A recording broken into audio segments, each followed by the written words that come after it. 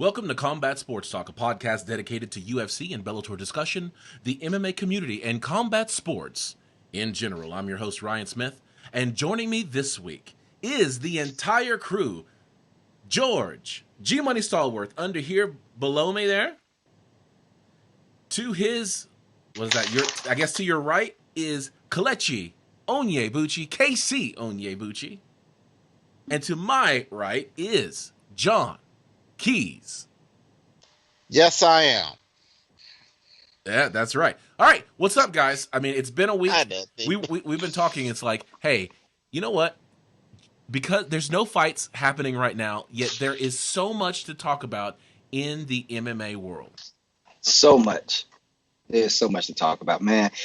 Who would have ever thought that something like that would be going on at this time? Yeah. Guys, there's so much huge activity happening right now. If we really just focus on the fights, it's just really huge. It's really huge. It's going to be bigger than anything you've ever seen before. And unfortunately, I think KC is right on this one. Okay, I think I've seen some mollywhoppers in my day, but this past week has been something, man. This thing is on fire. The MMA world is on fire right now for having no fights going on. All right. Absolutely. Well, you guys have alluded to it. Let's get into the headliner.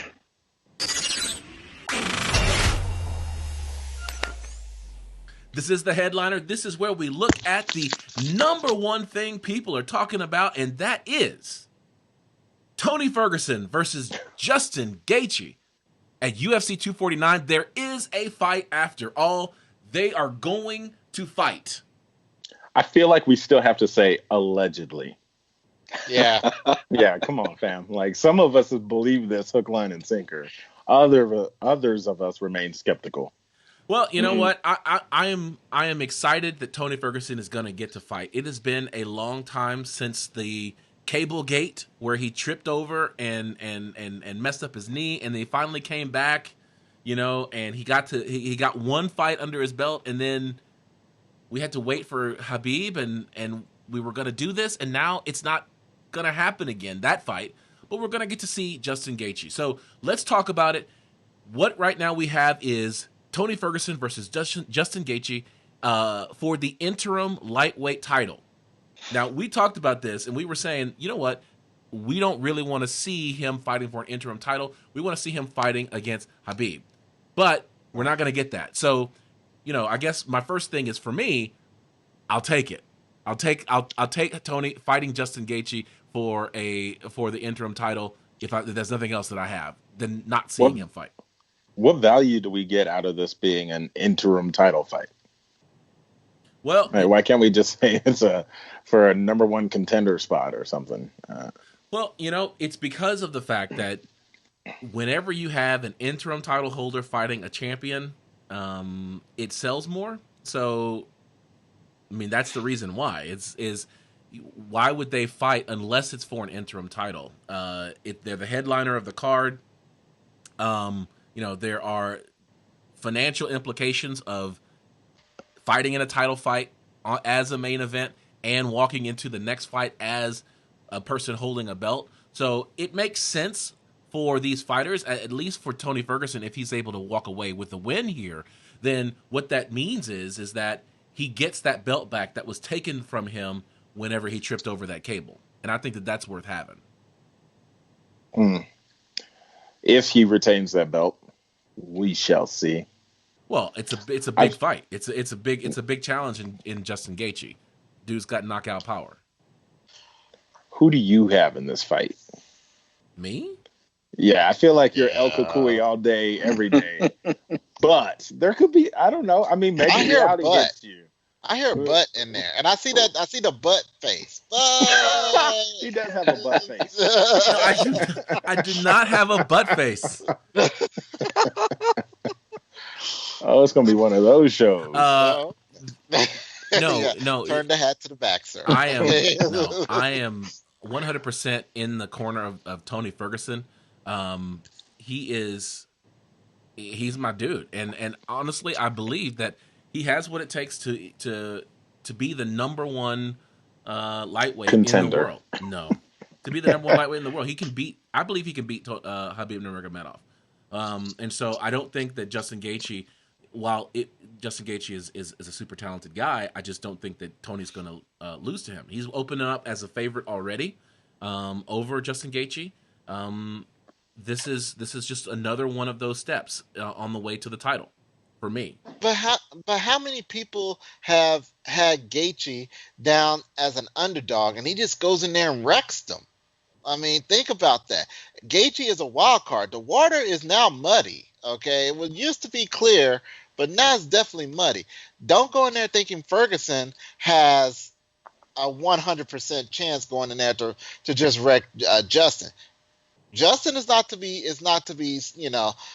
thumbed at. This guy's serious. The upside for El Kukui is that he doesn't have to focus so much on the takedown defense.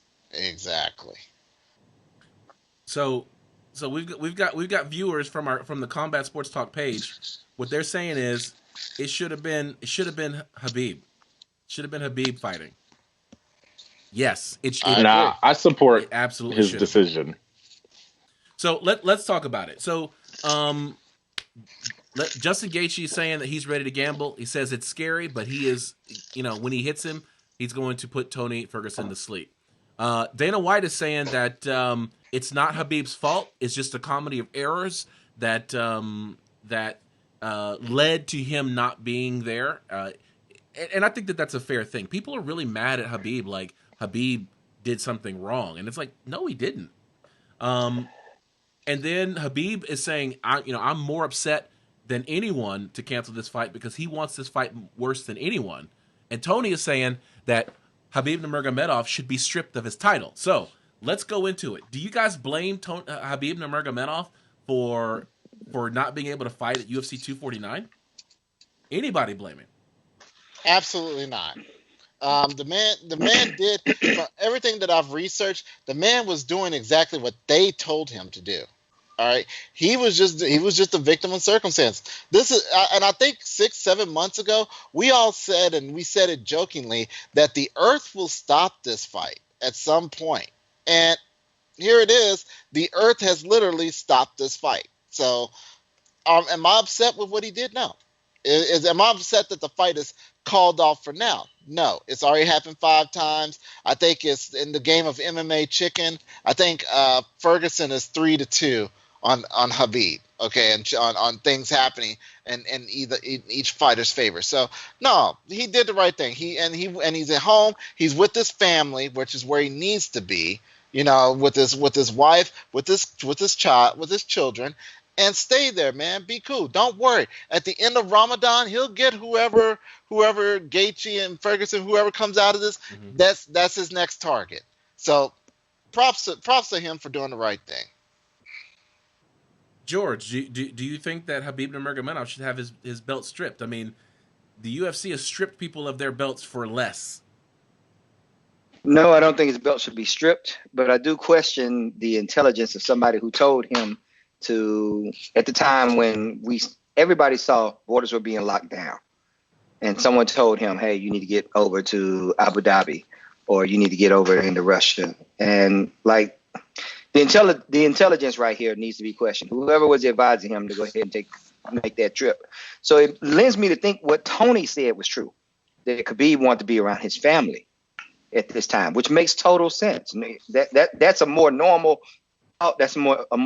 feeling that someone would have, and that he wanted to go home to be with his family because you never know what's about to happen. So, but no, I don't think he should be stripped.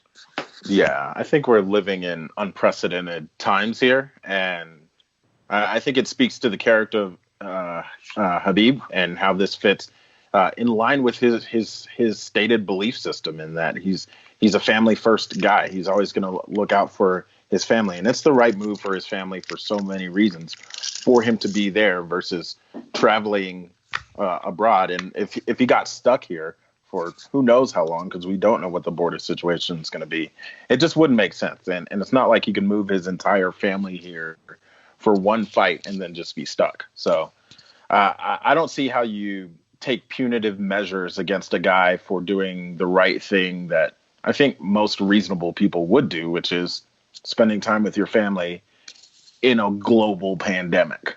Like, it's not like he had the sniffles. There's a global pandemic going on. And so unless you're Tyron Woodley, I don't see how you get stripped. Oh, all right. So let's go back to the fight that is booked, at least tentatively, for April 18th, and that is Tony Ferguson versus Justin Gaethje. I know that as we get closer, next week's show we'll actually make our picks for that, and we'll have to figure out how we're going to watch all this as a group, since we're all going to be stuck at home. You know what I'm saying? Maybe we'll try to do a show around the fights, maybe during the prelims or something like that. We can get together and do the show. Are you excited about Tony Ferguson versus Justin Gaethje? Is it a sufficient replacement for the Khabib fight? No. Like, because this is just a filler. It has no real movement in the sport whatsoever. We are just, for the most part, assuming that Gaethje loses here, and so nothing really changes at the end of this fight. It's still waiting on the Khabib fight. Khabib. I think it is, because there are a lot of Gaethje fans out there that did think that he deserved a chance against Nurmagomedov. So in order for him to get this, he's going to have to go through Ferguson. I mean, this is a good fight. It's sufficient enough for me. Is it the fight that anybody really wants to see compared to what should have been? No. But is this the fight we have? It's a good fight. Okay, we got ourselves a wild card in Gaethje versus a force of nature that is Tony Ferguson. All right, George, what do you think? I agree with John. It's a great fight, man. It's a stylistic matchup made for excitement. This whole card looks like it's made for excitement. So I'm happy for this fight. Still bittersweet, man. I would have loved it. Should have been Khabib, as said in the chat room. That's right. So I agree. I think that this should definitely be Khabib, but at the same time, you know what? I like the way Gaethje comes forward. I like the way that he's got power in his hands. He kicks really hard.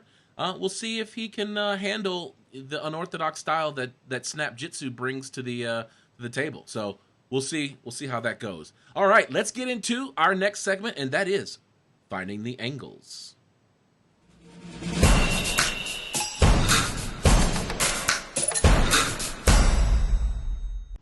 This is Finding the Angles. This is where we look at the headlines that are making waves in the MMA world, and there are a ton.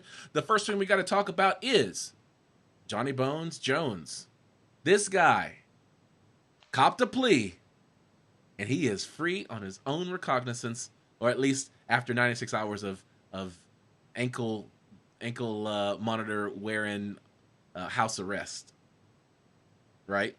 So what we have is UFC champ Jon Jones pleads guilty to DWI. They actually dropped the other charges for the gun possession and all that kind of stuff. So he'll be under supervised probation for 1 year. He has 96 hours in a community custody program, which is like house arrest. He will also have to complete 48 hours of community service, install an ignition interlock device, complete a minimum of 90-day outpatient treatment, maximum fines and fees, and then community service and all other requirements of reporting to probation. So he avoided jail time. We were concerned that he would end up getting jail time because they would throw the book at him after all his prior issues with the law. But apparently he gets leniency from the judicial system. Oh, he did it at the right time, baby. He jumped in again. That is the fastest adjudication I've ever seen a celebrity ever go through. Literally, this man was arrested on Thursday night. What is it? Friday morning at whatever time. And by Sunday, he didn't cop the plea. And it's in the books. He's already serving. He's probably already got time on the books on that 96 hours of custody. Speaking of custody, can you imagine that? At a time like this, hey, man, you got to stay at home for 96 hours. But I think it has to do with like broader justice reform that's going across the nation right now, in that we're in a time where it is against public health to have people sit in jail for any amount of time in these confined quarters and then go back out into society. So it's for everyone's best interest that we don't send people into jail for offenses that we don't have to. I'm just saying, for that case to be adjudicated that quick. I mean, normally we wouldn't see this case come before a judge for 8 months, 9 months. We could be past the coronavirus. We might see a totally new sentence. I'm just saying. True story. Yeah. True story. All I got to say is, for Jon Jones,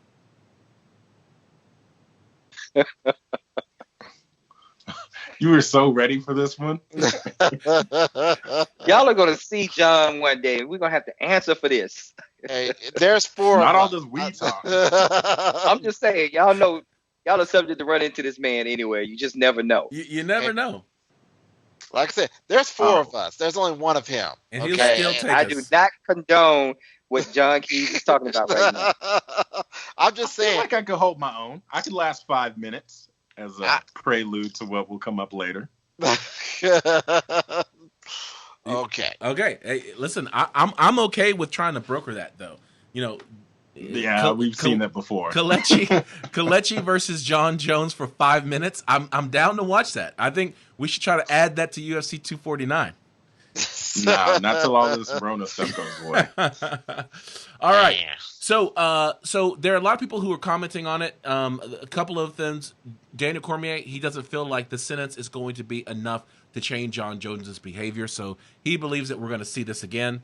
Anthony Smith agrees. He says that Jon Jones is not going to change. Michelle Watterson is like, hey, Jon Jones has always offered me support, so I'm going to support him. And then John Annex believes that he's hit rock bottom. The last thing I wanted to say is Jon Jones actually wrote a statement, and he says, while we all work to understand and cope with stress and uncertainty surrounding the current state of our world, I want to express how truly disappointed I am that I have become the source of negative headline again, especially during these trying times. Thank you for laughing for us, George. Thank you. Well, it's kind of one of those things. We go back to, he's the guy that put on the social media, stay at home, yet at the same time, I went back and watched the Albuquerque police video.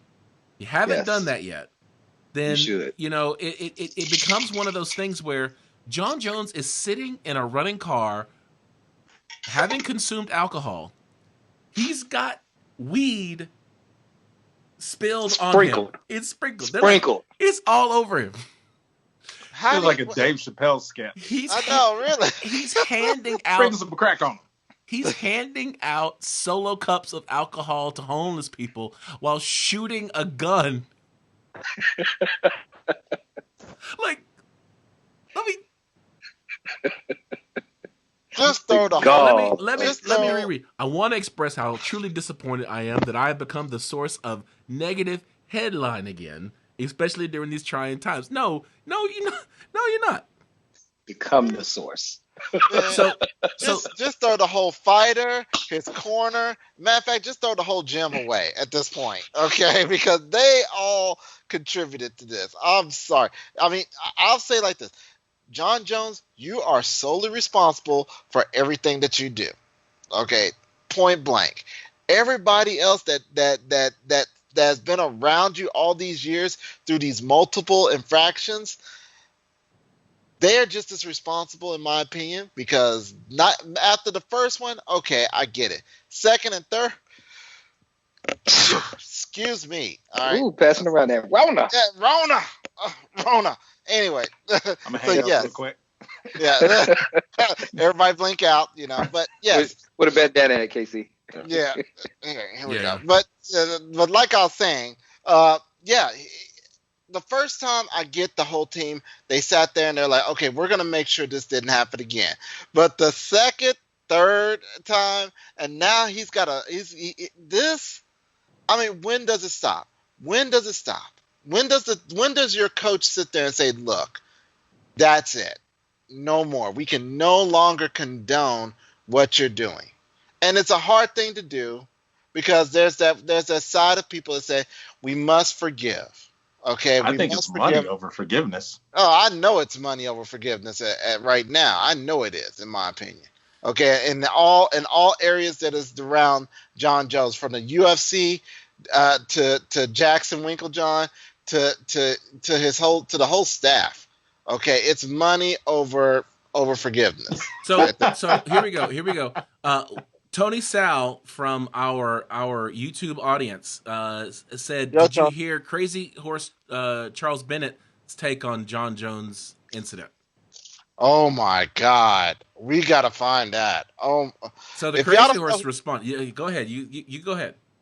if y'all don't know who Charles Crazy Horse Bennett is, this guy's been around since old Pride days. This guy can be easily considered the ODB of MMA. All right, on every I level. like that. I like Okay, that. this dude is crazy. He's crazy talented, but he stays in trouble.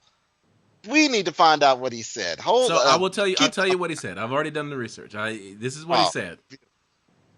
He said that Jon Jones looked like he was doing some of that. I agree with this message. Looks suspect. I'm trying to keep it clean.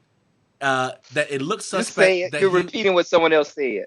yeah, he said that that it looked like Jon Jones was doing some gay activity.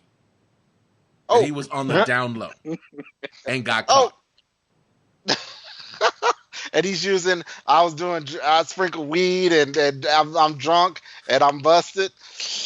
Yeah, Ouch. it's one of those things where Jon Jones is like, okay, as long as I come off looking like a drunk drug dealer that shot a gun in the air and no one finds out about the other stuff going on, I'm good. Yeah. Wow. And, and people, just so you know, I think Crazy Horse was a lightweight, if I do remember correctly. He's either lightweight or he's a welterweight. And he's not a very big dude, okay? But for him to say that about Jon Jones, keep this tuned, okay? Keep this tuned in. Yeah. Jon Jones might find Crazy Horse, okay? Yeah. Well, if he does, that's just gonna. If I was Crazy Horse, I would just take that butt whipping and,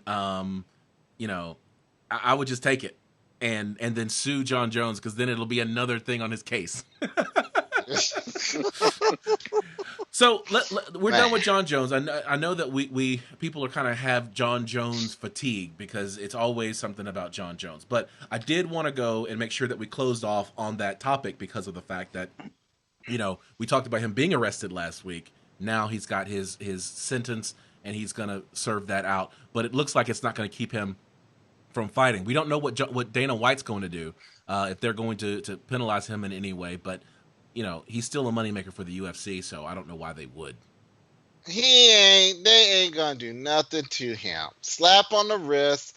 They're gonna highlight how he did his community service. He's hugging some kid on the playground. Oh, it's gonna be all right, little Johnny with one leg, and just keep going. That's what's gonna happen. Well, yeah. So let's move on from Jon Jones and let's talk about the other thing that's going on, and we've alluded to it, and that is coronavirus. And so with all of the things that are shutting down and all the isolation and the shelter in place and the quarantines and the isolation, there's a lot of people who are shutting down their events because of the coronavirus. And so I wanted to start with the Association of Ringside Physicians. They're urging an indefinite suspension of all combat sports. Now, unfortunately, they don't have the ability to say that they demand or otherwise force everything to shut down, but they are recommending that there are no combat sports there. Bellator has canceled all of their events through May. So that was Bellator 242. That was May 9th in San Jose. We've got Bellator European Series, May 16th, and Bellator 243, May 29th. Those have all been canceled or postponed. Coker said that if someone got sick, he would not be able to live with himself. So definitely Scott Coker is concerned about his staff, his people, and the fighters when it comes to trying to put on fighting events during this crisis time. ONE FC have postponed all of their April events. The Professional Fighters League has postponed their 2020 season. And Ray Longo is saying that he wants UFC to cancel upcoming events. He's saying fighters are not getting near a normal training camp. It's not a good enough training camp. Chris Weidman is training at home, and he's training Chris Weidman over like Skype or Zoom or whatever. It's not a sufficient training camp. So here's a few things. George, you teach classes over Zoom. Would you want to put a fighter in a cage, getting the Zoom training that you're providing them? I love how you loaded that question up for me. Put it in the, No, I would not want to do that. With that being said, there are some ways fighters, especially fighters who fought before, you know what it is to put yourself through the paces. I'm not saying it's ideal, but you can get yourself ready. You know, as long as you have access late night to a place to work out, maybe lift, maybe do a few other things, even if it is at home, you can get yourself damn near ready. So, do I think fights should be going on? It's dicey. But this is the UFC we're talking about. So I feel like that is like, I agree with you. But the argument overall that it's because fighters aren't getting a solid training camp just doesn't really sit well with me. Because I think about, like, if I was playing basketball right now and I had to go one-on-one with LeBron is going to beat me every time because he's a professional player and he knows what he's doing. So as a UFC fighter, you're a professional. Like, you should still be at the top of your game. It's not like just a random you and me going into an octagon and it's going to be sloppy. Like, you're a professional fighter. Act accordingly. Yeah, I think that you've kind of proven the alternative. It's, yes, you've got two people who are professional fighters, so what makes the difference is you don't have that margin for error anymore. You need that extra time. You need that time in training. If the time in training wasn't important, then why train for fights? Just cut weight, show up, and fight. What is it that needs to take place in what you would call a regular training session as opposed to what they're doing now? Because the theories are out there that sparring does not help fighters get better for a fight. In fact, in some cases, it probably takes away. There's still, what about rolling on the mat through doing wrestling or jiu-jitsu, especially if you're a striker? Situational awareness. You can role play those things by yourself with a bag, and there's ways around it. So if you're a striker, I mean, I'm giving you a hypothetical just to illustrate my point, but if you're a striker and you're getting ready to fight a wrestler, are you going to be ready to fight the takedowns and to do the things that you need to do with a dummy, as opposed to having a person who's putting you in different positions and things like that? No one's saying it's an ideal situation. What I am saying, though, is fighters can get themselves ready. These, like Casey just said, these are professionals. This ain't the first time at the rodeo. These aren't guys walking in fresh out of high school who have no idea what they're about to get into or understand. Most of these guys, if you look at this 249 card, all of these guys have been in the game and are primed to knock somebody out. This is one of the most exciting cards we're probably ever going to see this year. So to think that a fighter couldn't get himself ready and up for this, I have a hard time believing that. You got fighters who don't even train in camps. They put themselves through a camp with their coach and themselves. Yep. Mighty Mouse is like that. Mighty Mouse doesn't have this big team surrounding him to help him get ready for fights. It's him and his coach. He might have some sparring buddies. He may have some guys to wrestle with and things like that, but it's nowhere near the caliber of some of these super teams we see in other places. So to think that a fighter by himself can, I'll give you another one who was a great champion, Stipe Miocic. Stipe doesn't have a big team. Chris Weidman didn't have a big team, really. So when I hear this, I'm sorry, I don't agree with you. As a coach, I know I tell my fighters what I want from them. It's up to them to go out and do those things, that homework on their own afterwards. I can give them what I can give them there in the gym or whatever. But outside of that, the majority of the work is done on their own already in a fight camp. It's them out there running at night on the roads. That's them getting in, sparring sessions in different places with other people, with or without me. I mean, it can be done. Okay. I'm not going to dispute expertise. You say it can be done. It's not ideal. It's not ideal. That's not what I'm saying at all. Please don't mistake that. It is not ideal. But we can still see a great product from these guys that can go in and put themselves through their own camp. It's not an impossible thing. Plus, we'll get to see who can scrap for real. Like, that's what training I'm aside, who can throw down? Exactly. Like I said, hey man, hey, I've always have been a proponent for, open weight, go in there, Whoa now. knuckle up, I don't know about all knuckle that, up. man. I'll give you the poster boy for this type of training, and it is Tony Ferguson. Yep. Tony Ferguson does the weirdest stuff, but he is always training. So For all the fighters who say anytime, anywhere, anyone, this Now is we know. this is when it gets real. So Yep. we got a comment from our YouTube audience. This is MMA ELO. He says that I think the coronavirus stuff is an advantage to guys from small teams. There's probably less of a change in how they train on a day-to-day basis. So he's suggesting that Big Tony facts. Ferguson is still doing the same old thing because of the fact that, I mean, Snap Jitsu is all about him. There you go. Hey, MMA that's a great ELO, point. I said you're he was right. the poster boy. So we went through all of the fight promotions that shut down. So we got the Association of Ringside Physicians urging that we should suspend combat sports. We got Bellator canceling through May. We've got ONE FC canceling through April. We got PFL postponing their season. There's only one promotion that says, batten down the hatches, we're going forward. And I want to quote the great Verbal Kent, who said,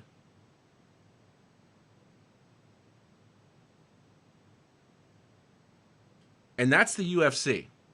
Dana White is doing what the other guy wouldn't, and that's putting on UFC 249. They just announced all of the fighters on that card. We've got Marlon Vera versus Ray Borg. You got Sam Alvey on that card. You've got freaking Calvin Kattar and Jeremy Stevens on that card. You got Jacare Souza and Uriah Hall. You got Nico Price, Vicente Luque, Greg Hardy's on that card. Francis Ngannou. Rosenstruck's on that card. Jessica Andrade, Rose Thug, No Hair Nama Yunus, and the main event, Tony Ferguson versus Justin Gaethje. This may be, if they pull this off, this may be, well, it's one of the few cards of the year, but it may be one of the greatest cards we've seen in a long, long time. This is a star-studded, amazing card here. We said this was going to happen. That once the UFC got up and running, that they were going to put a lot of fighters together and make some of the craziest fights we will ever see. Dana White has already said this, that he is going to start stacking these fights up to catch fighters up, and they're going to keep going. He said he's got fights that we have not even thought about he's trying to put together for us for the rest of the year. So he's definitely got a plan for sure. And the one thing that that Dana White is saying is, there's a lot of people who were second guessing him and suggesting that he's not ready. He says, man, somebody almost got me, man. What? You guys. What?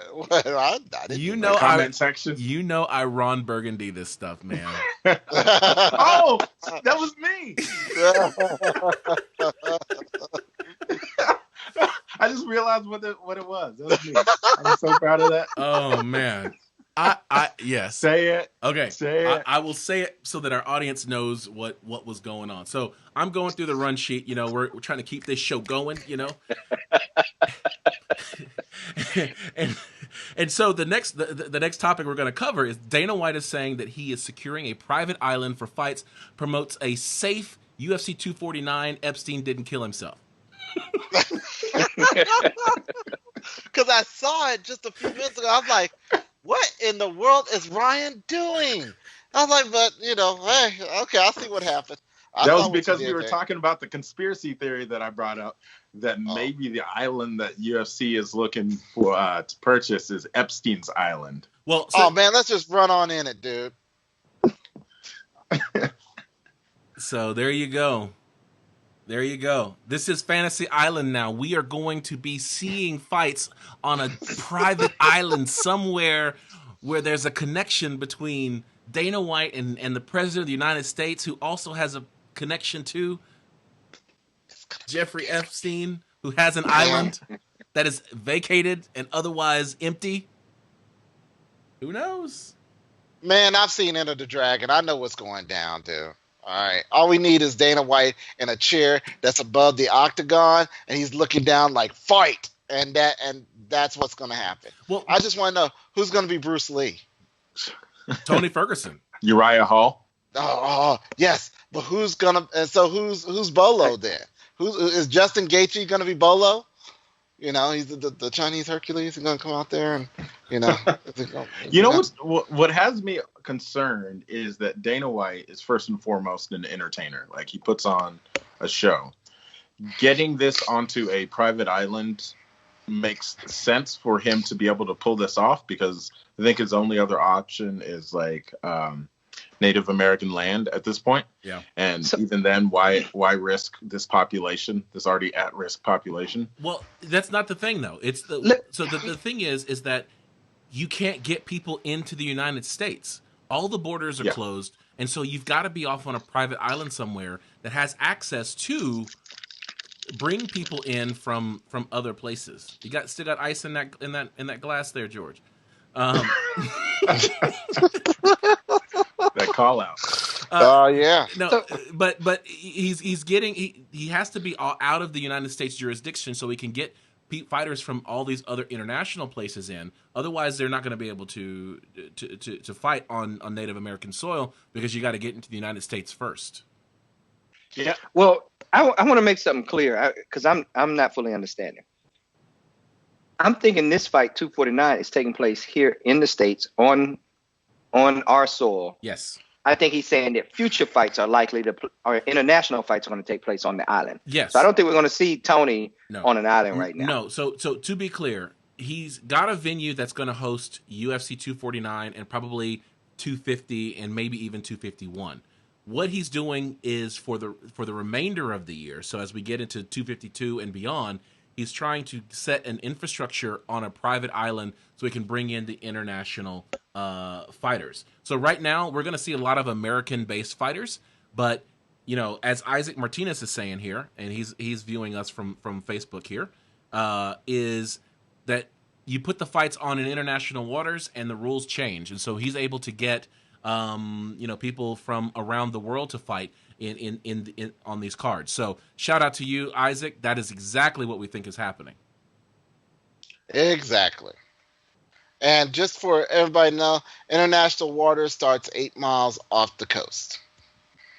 So how far I feel away? like you've done some dirt. You should know that.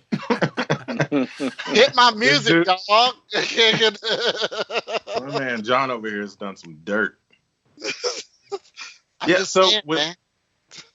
What's interesting is I'm concerned about the product that Dana White will be able to put together with an empty arena, right? Like, the one time was novel. It's like, hey, cool, so you got it done. It lacks that the intensity of the crowd is really what drives the sport. So as cool as this card is, I think there's some great, like, I'm excited for at least 3 of these fights on this card. Mm-hmm. But it still kind of goes away when you lose the energy of the crowd in that moment. It feels like I'd be watching a sparring session. I'm going to have to disagree with you right now. Thank you, George. Bruh, there is not one sport on TV. Not one. You're going to pick up so many brand new fans with this. Even they could put the recording on mute and just let guys punch each other in the face. And right now, I promise you, more than half of America will watch. Not only watch, will pay. So I think this is the best thing for the UFC. I don't think it's morally the best thing that they could be doing. But Dana, I totally get where Dana's coming from. It's like there's nothing else on right now. This is the time to put ourselves out in the forefront and elevate ourselves to a whole new level. And if you don't think that it's right, or if you think it's not going to be a moneymaker, just look at the numbers that WrestleMania just pulled over the weekend, and we'll come back to that. They pulled some. Yeah, WrestleMania put on a show this weekend. Yes, they did. Put on a 2-day show, might I say? And it was an empty stadium. Awkward. Okay, that's all I got to say. But it's good. So I think at this point, Dana has done the right thing. He has secured an island. He has secured an island that's going to have a ring, and it's going to be in a secure place that he can't even talk about where it's at. And not even the I bet he's fighters working will with know. Ja Rule to make sure everything gets done correctly. What's it? The Fire Festival? Fire Festival, yeah. Hey, But it's, I mean, this is the blood sport in me coming out right now. I'm feeling that. Okay, fighters don't even know where they're going. They got a secret location. Nobody knows where they're going to be at. All we know is going to be in international water where the rules are lax. There's no law applied. U.S. law does not apply. You clearly are looking for a death in the octagon. At yes. this point. See, John is For sitting. finishing moves. John is there for Kumite. Like that's what he wants. really is. I'm looking for Kumite. I am looking for every kung fu movie I watched as a teenager to go down. Super Fighters, I saw Which that. one was this? Enter the Dragon? Enter the Dragon, King of Kickboxers 1 and 2. You gotta get the Chuck Norris movie, The Octagon. I mean, that is the official one. Yeah, but the Octagon wasn't really about octagon fighting. It was more like ninjas involved, and you know how Chuck Norris and ninjas go, man. You know. Yeah. Okay. All right. Maybe I just killed it. I killed the flow. I'm all about it. Okay, so I'm looking at that. People are still second guessing Dana White. They think that this is a risk that they could be introducing coronavirus in UFC 249. People could potentially get sick. And Dana White is saying, listen, dudes, I am going to the extreme for coronavirus health measures. He says UFC 249 will be safer than being at home. Sounds like somebody You're we gonna be know. so protected out there, guys. It's like nothing you've ever seen before. So It's gonna be huge. So I'm gonna put this. Tony Sal from our YouTube audience is saying that he wants to see pride rules for the island fights. That's what I'm talking about, Tony. All right, you my dude, man. Follow me. We can do this. So, Soccer kicks to the head. I'm about that life. Okay, 12-6. All right. I'm actually okay with the 12-6, to be honest. All right. So You know. Joe Rogan said he's not going to UFC 249. Dana White though says he is. He's like, nobody talked to him. He's coming, and Joe Rogan's like, nah, peace out. I'm out. Bruce Buffer said he's coming. So Bruce Buffer is going to fight or to do his thing at UFC 249. I think if I was Bruce Buffer, I would totally do it and risk coronavirus only because this is a historic going to be a historic card. Yes. It's the only card Yes. that's happening right now. Like, you want to be on it. You want to say you were First there. card on an island. Introduce fighters. Put me on the big screen. I will say this is red corner, blue corner on screen. You don't need me in the building. I want to know what refs are going to be there, because if you're in international waters, all right, what rules are we going by? Are we still doing unified MMA rules? Are we still doing that? Or are we doing something different? What Wait, but governing this is organization? 249. This is That's not island So yet. John is so hyped for the island Well, fights. even for 249, because think about it. It's taking place in a non-sanctioned area. If this takes place on a reservation, there's no sanctioning commission.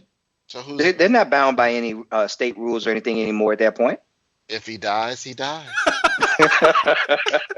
Bruh, I'm legit nervous for y'all. I need to put my disclaimer here. The views expressed on this podcast do not necessarily reflect the views of Clutchy or any of his subsidiary companies. See, Isaac Martinez said him versus John. Let's get it. All right, Dude. hold on, Isaac, man. Come Isaac's on, calling dog. you out, man. Man, I know where Isaac lives. Believe it or not, Isaac is a protege of mine. Okay, Oh. I know him.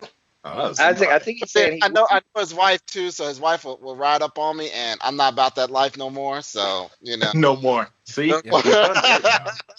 So speaking of somebody riding up on you, let's go to Anthony Smith. Oh. Anthony Smith told the story of a home invasion. And so somebody broke into his home in the middle of the night. His wife wakes him up and says, somebody's in our house. He can hear the person screaming his lungs out. And Anthony Smith gets out of bed, goes and confronts this dude and fights this guy who's 170 pounds, for 6 minutes while his wife secures their children and calls 911. The cops get there, and he said, Anthony Smith said he gave this dude everything he had. Things that have knocked out lesser men. This guy ate and was fine, was still conscious, was battered and bruised, but when the cops finally got there, he was still walking around. Man, bath salts is I almost said that. Okay, you know what I'm saying? Thank you for not saying it. That just added 30 minutes. Bro. Boy, bath salts with PCP mixed with some harrowing. So man, it's tough. Like, having seen Anthony train up front, just gonna throw that little plug in there. Like, I've absolutely seen him finish people in 30 seconds. Like, he's fully capable. So this is just something that's completely outside of the norm.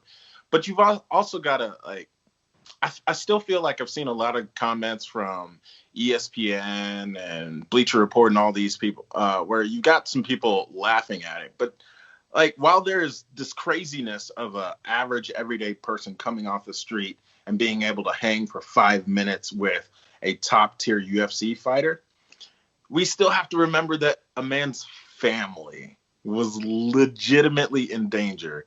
And having grown up in some not so great places where I've had home invaders and I've had to fight them off, like, your fight or flight instinct, like, yes, you were down for it, but most of the time you're not trying to kill the other person. If you didn't grab a weapon, then you're not trying to kill the person. And, like, when you listen to the whole story, like, his mother-in-law grabs a knife for him, and at the same time, like, he's still focused on, like, preserving his family's life and not killing this dude. So, like, the story gets conflated to, like, oh, it was this 5 to 6 minute fight. But realistically, you've got a guy who has every capability of murdering someone and chooses to do the right thing and subdue this guy.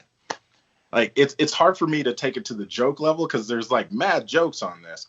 But it's still just, it's one of those timing things. And for a guy who literally had his family threatened, like, he's done a great job of being able to roll with the punches proverbially, because I would have snapped on some of these people who were talking like, how come you didn't just take him out? I was like, yo, my family was here. What would I look like murdering someone in front of my daughters? Exactly. Mm-hmm. So we got, but that's just me making it serious. Yeah. No, it's the truth, man. Right. It's the truth. You never know how these things can go. You don't know if this guy's got a gun on you. Next thing you know, you're in a gunfight in your house with your children. Yep. Like, you just don't know. So kudos for Anthony, 1, for walking away without any injuries, 2, for protecting his family, 3, for not killing this guy. Because we all know that was a possibility too. You got to think about that as a man. Do I want to live with the fact that I murdered someone or killed someone? It with my own hands. It changes you. Yeah. It does. So we got a comment from our YouTube audience. MMA ELO says, that the kid is lucky he broke into Smith's house, because it could have been worse if the kid fought someone who couldn't fight back. You know what I'm saying? Is that there are people who would not have been able to fight this guy defend off, themselves, and that would have been much worse. So it's a scary thing listening to him tell that story, because of the fact that he's like, he was doing everything he could to defend his family, and this guy is reaching in his hoodie. He didn't know if this guy had a knife. He didn't know if this guy had a gun, but he knew that he had to defend his family, and he was willing to take that. We could have easily have seen a headline that, MMA fighter Anthony Smith was killed last night in his home. So when you have something like that, it's a scary thing. So but Isaac, I think, has the a workable solution. He thinks that Anthony Smith should have just taken this fighter to international waters. I wasn't gonna laugh, but if he dies, I had to put it on there. Okay, yeah, I just said I wouldn't. All right, that's all. Okay, so if he dies, he dies. So definitely shout out to Anthony Smith for defending his home, for telling us the story, to sharing that with us. Go ahead. Even hearing part of that story, man, he spoke about this part where his wife had come back, and Anthony's next concern was like, is there someone else in the house, which is a valid concern. I think Anthony said he was holding this guy. He had one arm, had him pinned down somehow. And the guy was like, yeah, there's somebody else. And he starts hollering out this other guy's name, screaming out, Luke, Luke. So now his wife is barricading herself. Props to her. She jumped in like a gangster, Anthony said. He was like, I'm proud of her because she got ready to defend off whoever this next imaginary person was that never showed up. So, man, there was just so many levels to this. Absolutely. Props to the wife for being ride or die. I mean, Yeah, she is. But I think she's a real that when you have family, when you have kids in the house, you know, that's the first priority, right? And so everybody becomes mama bears and papa bears defending those cubs, you know, as soon as there's a threat. So he spoke about a third piece on this too. He said he had always instilled in his youngest daughter to look out after the other children. I think he has 3 girls, if I'm not mistaken. And so he said he's just always on the oldest daughter. No matter what, you look after your sisters. You take care of your sisters, no matter what, no matter what. And then to hear him say that, you know, he found out later that when mom was out looking for Luke in the hallway or whatever, that the oldest girl was in fact doing that, trying to quiet her sisters, trying to keep them calm, trying to assure them that everything was going to be all right. So all around, man, you know, you couldn't ask for a better outcome, I guess. Yep. There you go. So God bless you. So, Korean Zombie. Let's go to him. So, Korean Zombie has a YouTube channel. It's all in Korean, but he has an amazing episode that I want you guys to check out. Basically, he's exposing all of the secrets of how UFC fighters cheat on weigh-ins. Well, that was his last fight. Well, you know, Korean Zombie, he had a great record. You know, I like seeing his fight. Happy trails. My defensive back coach told me early in high school, if you're not cheating, you're not trying. So I'm not mad at it. Like, that's just gamesmanship. Yeah. I mean, he goes through all the different things, and he's like, you know something is up. If someone is, you know, 2 pounds overweight, they take off their underwear, and now they make weight. He's like, underwear doesn't weigh a pound. You cannot take off the underwear and lose a pound. He goes, you cannot go pee or poop and then come back and now you're making weight. He's like, you're not going to lose enough because you've already dehydrated. You've already done everything that you can do to reduce the weight. And so by that point, something else has got to be going on. And so he goes through 4 different things that people do to conceal their weight, and it's pretty ingenious, to be honest. I'll argue that towel trick. Yeah, the towel trick, but I'll argue the whole poop thing because, you know, in my day, I mean, there's been some time, bruh. I'm just saying, man. There's a reason why I don't eat avocado or guacamole in a day-to-day situation because, you know. Yeah. The views expressed on this podcast do not necessarily reflect the views of Gaethje Onyebuchi or his subsidiary podcast. That's all I got to say about that. So the one that I thought was the most interesting. There are some where you've got the elbow lean and things like that, but there is the finger trick. And so hold on now. Yes. You're about to bleep me. Yes. The finger trick is that. Yes.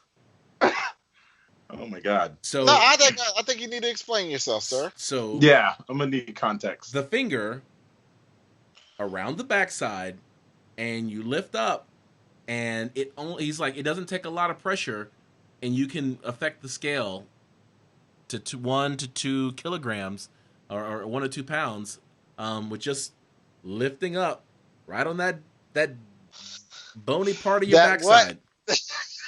The place where the tail used to be on the human anatomy.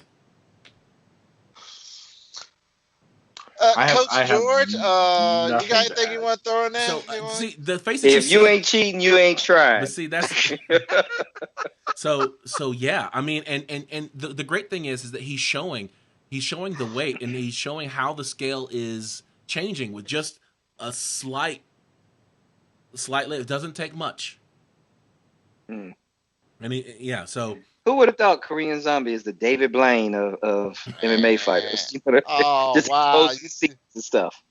Oh, wow. Yeah. If they pull off the whole levitation trick and weigh 0 pounds for the fight, game changer. But that's what he said. He said it was a dicey situation because what happens is that if you apply too much pressure and they lose 5 pounds, people then you're busted.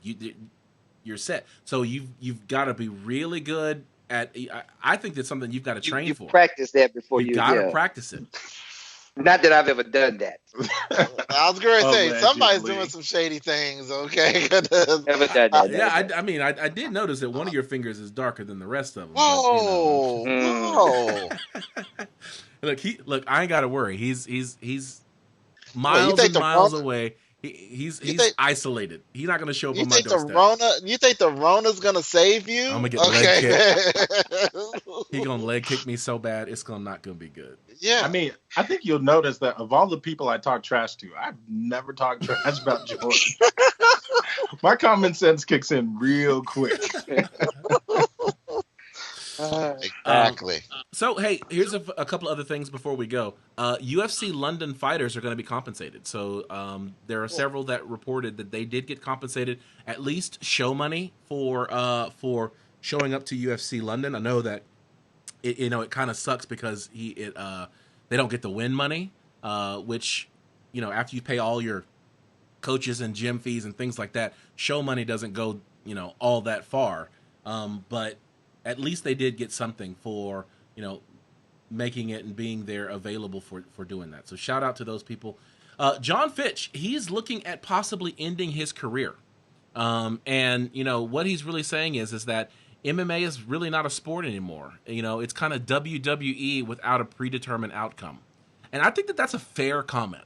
That, Kelechi and I have gotten into many, many, many arguments about the role and the value of trash talk, the ranking systems in the UFC and in MMA and the ranking systems and all those things. And at this point, I'm exhausted with it. Yeah, I think that people just talking trash just to try to get into fights and skip the line and all that kind of stuff.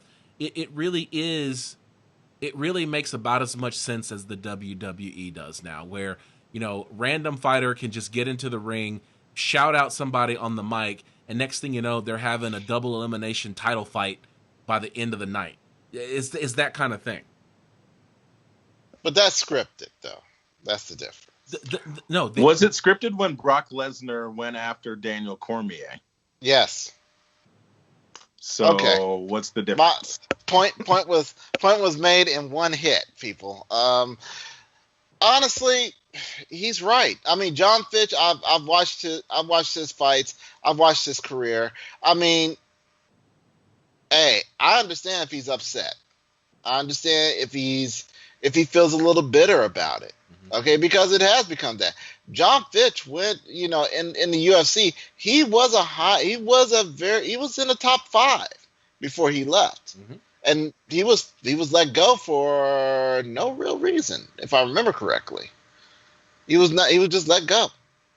We've just reached that point within the UFC in particular. I don't think we're there with Bellator, but UFC in particular, where it really is less about the promoting the fighters and more about the fighters' ability to promote themselves. And that has really only shown itself in the trash talk realm. So you take a fighter like Demetrius Johnson, who was undefeated no matter what the record says. The dude was undefeated. I'll give that to you. I'm not even messing with you this time.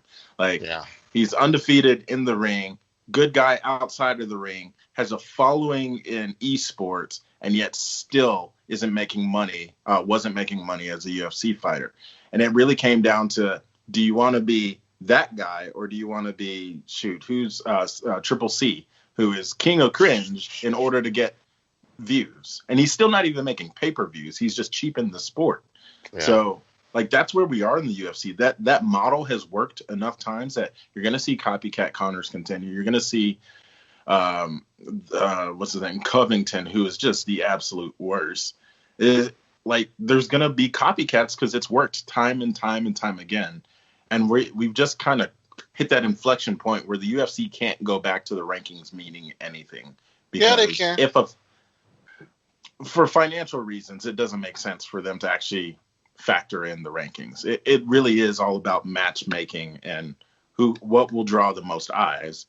And that has very little to do with skill. We see some of the best fighters out there. Like, you take a Johnny Walker. Why did he get hyped up so much? Because of all of his antics in the ring, and now he's taking L's, but he's still going to get fights. So it comes down to who's got the best antics, and that, for real athletes, has to start just digging in your craw a bit. Like, I've done all this work, and some guy who just talks trash the whole time, can't back it up, but he talks enough trash, and he's going to get paydays.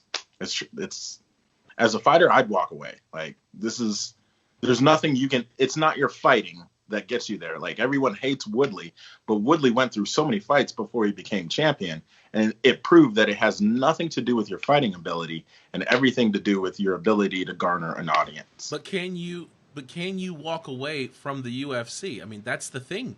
And I think this year is proving it to be even bigger, because if you walked away from the UFC and went to Bellator, you're not fighting. You're not fighting until June. If you walked away from the UFC and went to ONE FC, you're not fighting in April. If you go to PFL, you're not fighting in May. Or it's indefinite how long you're going to fight. The only place you're going to fight is the place where the antics matter, and that's the UFC. So are you going to walk away? There's 24 fighters. There's 24 fighters who are going to get a shot out of that whole roster. So it's not like all these other guys are really sitting on the sideline that long. Like, we've got one or two events coming up. Like, realistically, the UFC's lead here is 2 events. So I can't really say that it's like, the premier league is the UFC, and if you walk away from it, you're missing business, because so many of these mid-tier fighters are making more money in Bellator, or they're making more money in ONE FC. So why not go to a promotion that's about the fight? Because people aren't watching it like they're watching the UFC. I mean, that's the way it is. We got a comment from EMMA ELO. He's saying that Fitch is mad that his fighting style is boring, and that he fought Rory McDonald to a draw. He's a wrestler. Yeah, Rory's kind of he's a dedicated wrestler. I mean, he is dedicated to that craft. He did not evolve the way other fighters did, and I think that's one reason why the UFC ended up getting rid of him. And you know, the challenge is that because now the game has evolved to be this on the mic persona thing where it is WWE. If you aren't willing to play that game, then you're not going to be successful. You're going to get cut and you're going to be relegated. So you don't have to walk away. You're going to be told to go away. So last thing, then we go April 7th is a day that will live in infamy. This is the day that Matt Serra earned his spot in the UFC Hall of Fame by knocking out George St. Pierre. George Rush St. Pierre. Shocking the world. Upsetting what was 22-1? George St. Pierre at the time? Yes. And so it was a TKO victory in the first round. George St. Pierre, who had defended the title so many times, had to fight 3 or 4 fights to get back in that championship fight. Back when the rankings meant something. Yeah. And it was great. I mean, we saw an evolution of GSP to the type of fighter he was now. Okay, to what he was then, which was phenomenal, reckless but phenomenal. And when he got hit by Matt Serra's hand, and you just saw his eyes roll a little bit, and his knees buckled and hit the ground, it was like, oh my God. But after that, he went on a monstrous tear through the rankings. It was like he was just destroying these people. And then at the end, he would be begging, please, let me get the title. Please, let me get the title back. And they just made him work. They made him work, which is exactly how you're supposed to do it. If you're a fighter and you lost by a knockout, TKO, go back to the back. Well, and that's the thing, too, right? George St. Pierre was the fighter who ended up having to go to the back, and he took whatever fight he could get to get back up there. These days, you got someone, and shout out to the fact that Daniel Cormier is gonna get his shot one more time at Stipe Miocic, but Stipe Miocic got dropped in the first round, and all he did was sit on the sideline and begging for the rematch, and he ended up getting it. And it's like, dude, you should have had to fight somebody, Exactly. It's ridiculous. And I'll even say it, my homegirl, Joanna Young Jacek, she got finished by Roach Thug Hair Namajunas, and she got a title instant rematch, first round knockout. So I think that the UFC could go back. I disagree with KC. I think the UFC could go back to the ladder, but why would they? They're the biggest event. People are playing their game. They're the one holding the cards. Why would they go back? Why would they? All right. Because it's the right thing to do. They'd go back to it because they realize that Dana White allegedly pays other people more than he pays his fighters. Like, I just sneak that right in there. Allegedly. Allegedly. Are we talking about extortion? Yeah, we're talking about extortion here. It was nowhere on the run sheet. It's not on the run sheet. It's in the intelligent defense discussion group. So for those of you on Facebook, if you want to talk about MMA, UFC in an intelligent way, go to the intelligent defense group, and we can have some really good discussions there. Follow us on social media. I'm Combat Sports Talk on Instagram. John? I'm at Keys to Victory, and that's Keys with a ES. Mr. George Stallworth. Dark Side MMA. That is Dark Side _ MMA_. And Kelechi. I am at Push Pull Pray. All right. You can find us on our website at www.combatsportstalk.com. You can find all of our archives on our website, as well as your favorite podcasting platforms. We are everywhere. Shout out to everyone who contributed on Facebook and on YouTube. We also want to shout out the places where we get our headlines and articles from. That's MMA Junkie, MMA Fighting, MMA Mania, Bloody Elbow, and the folks over in the Intelligent Defense Discussion Group who have the most intelligent discussions in MMA. On behalf of John, the Keys to Victory, George, G-Money Stallworth, and Kelechi KC Onyebuchi, this is Ryan Smith reminding you to keep your hands up, your chin tucked, and throw bombs. We'll catch you next time.